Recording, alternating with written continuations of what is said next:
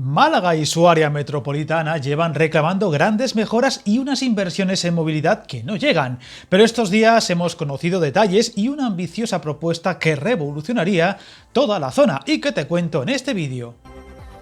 Ya hemos hablado en varios vídeos del canal de Málaga y alrededores y sus muchas necesidades de mejora en el transporte público, en especial sobre raíles, donde a pesar de su gran relevancia en todos los frentes y población, está muy lejos de lo que piden a gritos, sintiéndose en esto de las inversiones claramente perjudicados respecto a otros muchos lugares de España e incluso Andalucía. Y es que los planes para ampliar tanto la red de metro de la capital de la Costa del Sol como de la red de cercanías ni llegan ni avanzan, y las posibilidades de conectar la provincia por este u oeste se siguen dilatando.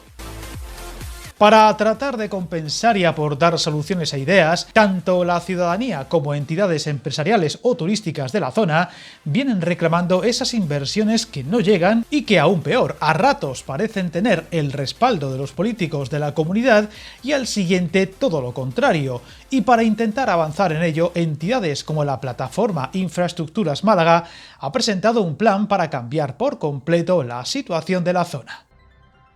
Otro detalle que podría dar esperanzas ha sido la reciente presentación por parte de la Junta de Andalucía del Plan de Transporte Metropolitano del área de Málaga, con el objetivo de retirar unos 52.000 vehículos de las carreteras. Un documento estratégico en la planificación de cómo se moverá la capital de la Costa del Sol y su entorno geográfico más próximo, así como de las soluciones a promover para que el movimiento de una población de cerca de 1 millón de personas se haga sobre medios sostenibles, con 3 bases: las cercanías, el bus rápido y carriles bici, donde se ha hablado de unos 433 millones que Málaga necesitaría para su implementación y convertir a esta ciudad en una metrópolis conectada, y el objetivo de que el 25% de los viajes sea en transporte público. Viajar en tren nunca fue tan fácil. En trenes.com encuentra y reserva tus billetes de Renfe, Wigo, Irio y muchos otros países europeos. Vive experiencias únicas a bordo y recuerda, si vas sobre raíles, está en trenes.com. Sin embargo, más allá de los objetivos y cifras, este plan no acaba de ser todo lo concreto que debería y tiene mucha ambigüedad en ciertos aspectos, y también peca de una falta de ambición en temas como la red de metro o la ampliación de las líneas de cercanías. Es por ello que, para compensar y tratar de lograr la máxima ambición posible en los futuros planes, se presentó recientemente un plan respaldado por expertos que afectaría a todos los frentes del transporte público y con la clave de llevar al fin el tren hasta Marbella como epicentro, la única ciudad de más de 100.000 habitantes sin este medio de transporte de todo el país.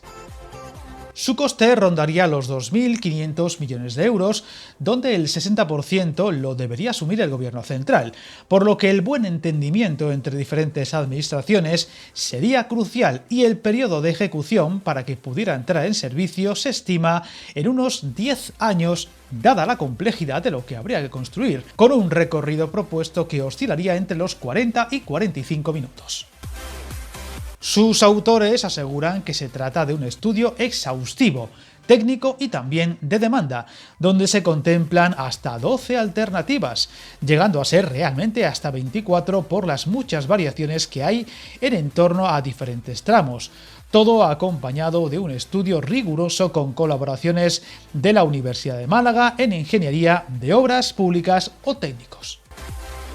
Una de las claves actuales para tales demandas está en que la línea C1, la Málaga-Fuengirola, se encuentra saturada, siendo una de las líneas de este tipo más utilizadas de España, aunque también se incluiría conectar Málaga ciudad con lugares de gran población como el Valle del Guadalhorce entre Churriana, Alhaurín de la Torre o Alhaurín el Grande, siendo un trazado que iría en su mayor parte en superficie, destacando además que esta actuación no solo iría destinada a trenes de cercanías, sino incluso media distancia o alta velocidad.